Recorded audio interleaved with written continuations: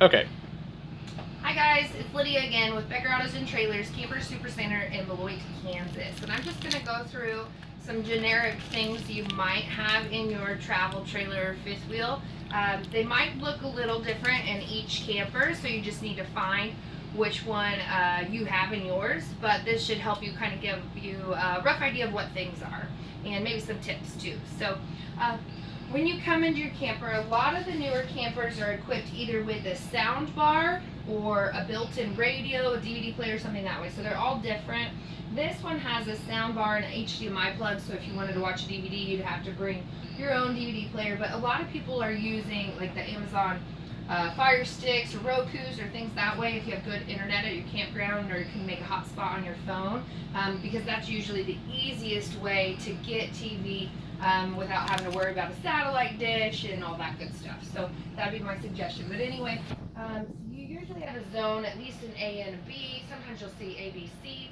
But a lot of times zone A is going to be the actual soundbar inside speakers themselves, and zone B will be your outside speakers. So just know when they're both lit up, the inside and outside are both going to be on. Okay, so your neighbors could be watching the movie and hearing everything you are. So just keep that in mind. A lot of them now are Bluetooth, so you can hook in straight to your phone, and some of them have the options of different things in different places or not, but you'll just have to play with yours and see.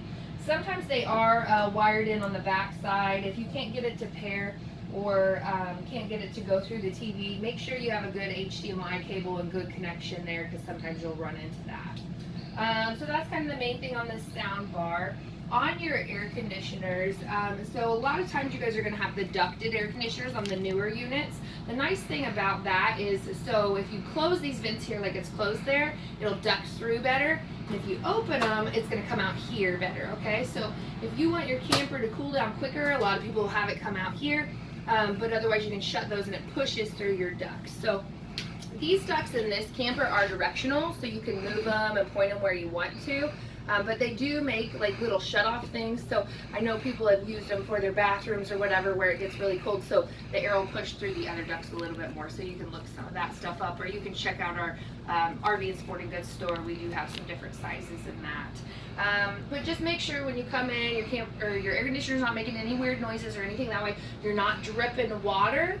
If those two things might be the case, then your air conditioner is probably froze up. So a lot of air conditioners are freezing up due to being dirty on the outside. So like here in Kansas, we have a lot of cotton and things that get stuck in the back, or even dirt, and that can cause it to not ventilate properly and freeze it up, okay?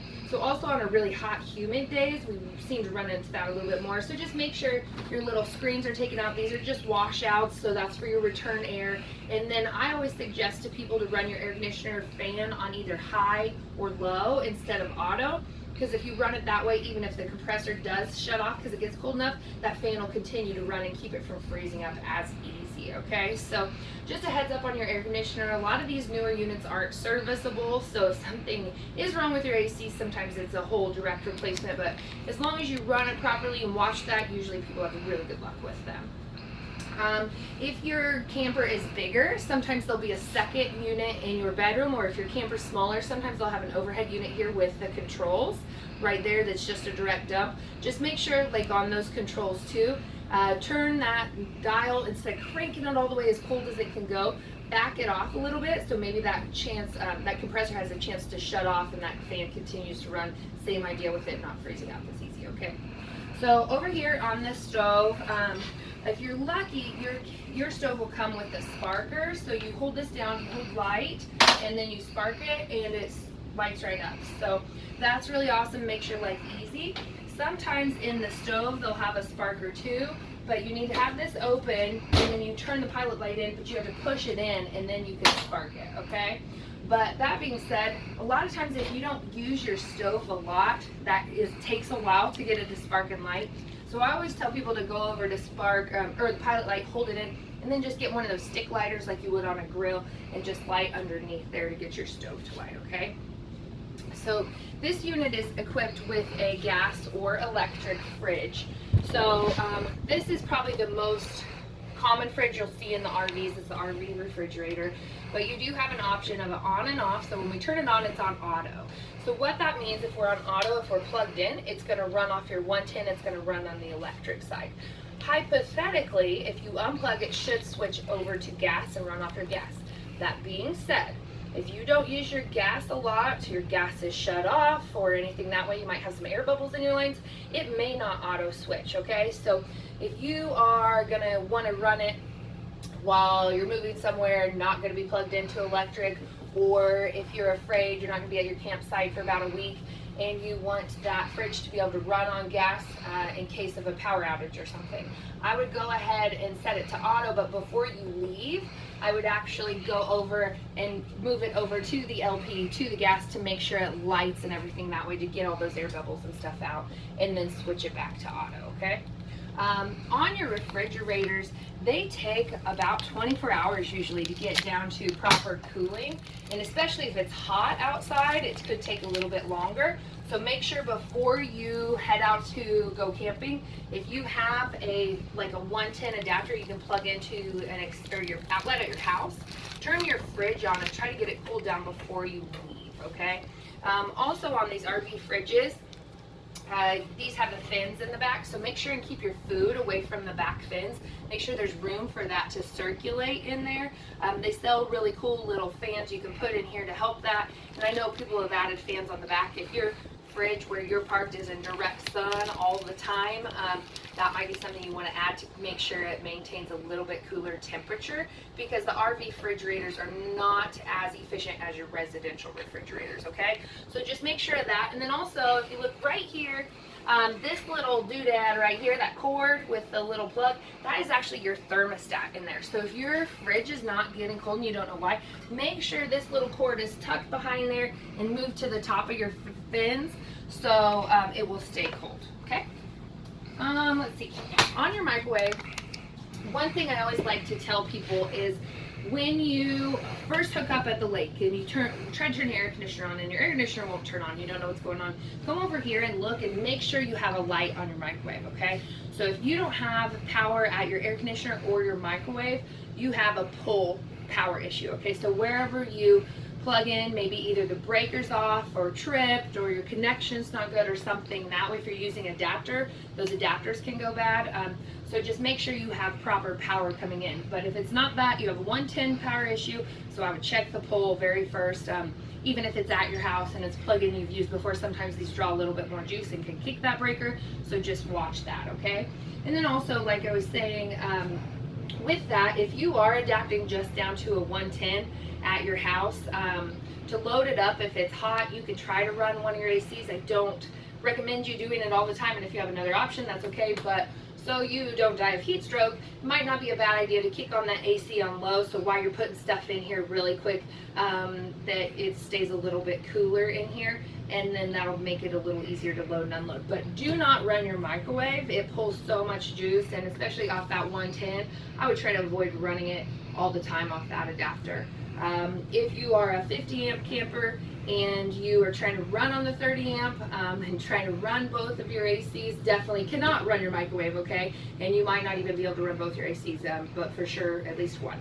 So just watch it, kind of know what takes how much power. Same like if you plug in a coffee machine, have your microwave going, things like that, you're probably going to trip your breaker. So just look at the underneath and see how much power they take, and use the calculators. They have a bunch online and you can figure all that out.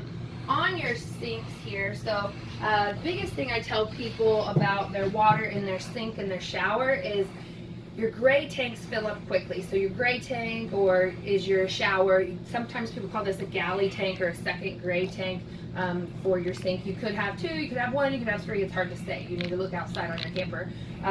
But when you use the water, turn it on, then off. Try to use as least amount as possible, especially if you're doing dishes. People don't realize it. They'll fill up the whole sink. Or if you're taking a shower, they'll, instead of shutting off the shower water while you're in there to suds all up, they'll let it run, and that'll fill it up so quick. So if you can't drain on your sink or your shower, one of your gray tanks is full, okay? In this, let's see what else. Down here, you'll see in most of the campers, a propane detector. So you're going to have a propane detector. A lot of times they'll have a carbon monoxide detector, smoke detector. Usually they're around the bedrooms. So just watch that. Make sure the batteries are good before you go out and everything that way. If your propane detector starts going off, what I would do, make sure your propane is shut off up front, okay? If you do smell propane at all, just leave that door open and walk away, okay? Let that air out. We don't want anybody to spontaneously combust their camper or anything fun like that. So walk away, let that air out. A lot of times what happens is we'll have little kids that'll come and play with your stove and leave your stove on. So make sure when you come back in after it's safe to come in that all your stove knobs are shut off. But make sure to shut off out front first, and then usually that's the case. Sometimes when your battery starts to drain, if you're not plugged in at your house, your propane detector will set off too when your battery starts to drain. So just keep that in mind because it is a constant drain. So when you go home and you're not using your camper, if you don't have just a 110 outlet you can keep your battery charged with, then you're going to want to unhook one side of your battery or use a battery shut off if you have it so it doesn't have that constant draw on your battery. Down here, this is a pretty common look for a fuse and breaker box, okay? So you just pop the top and that comes down that way.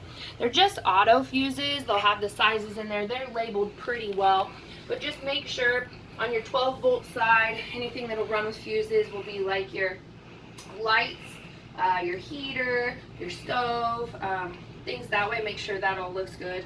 And then on your breakers, that's all your 110 side. So that's anything that has to be plugged in or generator running to run. It's like your air conditioner, your TV, all your plug-ins. You can't charge your phone on most campers, stuff that way. So keep that in mind. That's where all that stuff is. Let's see here. We'll go here in the bathroom. Just a couple little tips here.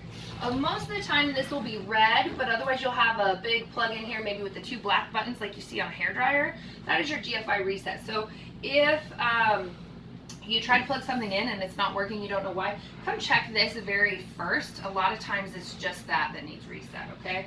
On your shower, they do oftentimes have the little shut off for your shower head. So instead of shutting it off down here, you can shut it off up there.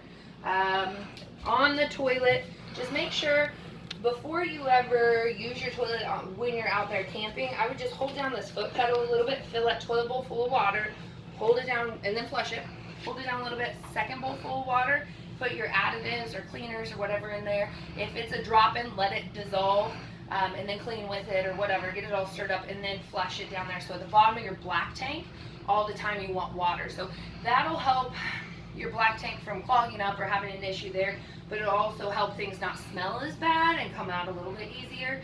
And then usually water sits over that seal too, so that'll keep the stinks out from your camper. So if you do have a place where you are lucky enough to be fully plumbed and plugged in the whole time to dump, my suggestion would be to keep those handles closed and not actually leave that open, okay? Because yes, you do not want the stuff to dry up in your black tank, but then also those sewer gases can come up and make your camper pretty stinky. So on your fans, a lot of times you'll have fans up there, manually turn it off and on. This one's got some cotton in it for you. Manually open and close. On this one, the Sprinters are really cool. They're a cable driven slide, which I really like. You can actually take a screwdriver and take these two screws out, take this panel off, and there's an attachment that goes on a drill to manually bring those in. So if you lose power for some reason, there is a manual override on these. Try to, when you do go camp, if it's super hot, leave your shades down as much as possible. Don't let the kids run in and out. Keep this camper shut and cooled down before you guys ever come in. So when you first get there, hang outside, play with the kids a little bit, and let this thing cool down before you actually come in and try to spend a little bit more time in it. So that's kind of a rough overview of what you're going to see in a lot of campers. Like I said, yours may look a little different, but it's going to have a lot of the same features, maybe a few more, maybe a few less. So if you guys need anything at all, please just give us a call or text. You can check out our website at beckerautos.com, and we'll try to assist you with all your camper needs. Thanks again. I'm Lydia with Becker Autos and Trailers in Beloit.